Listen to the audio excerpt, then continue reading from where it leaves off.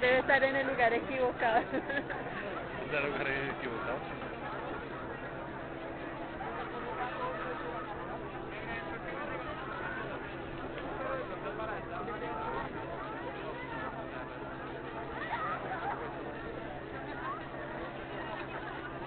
Mira, ahí están los palitos. ¿Dónde? Los palitos. Los palitos. Ah, los palitos.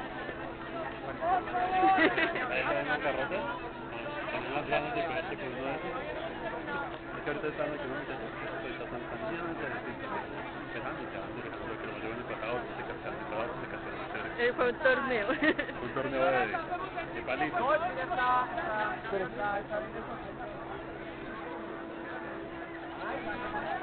Sí. ¿No?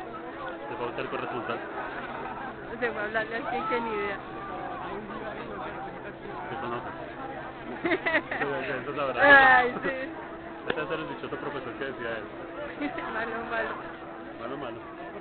A ver, unas palabras que decir para este evento.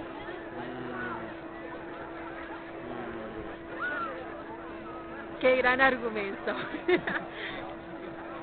estamos todos.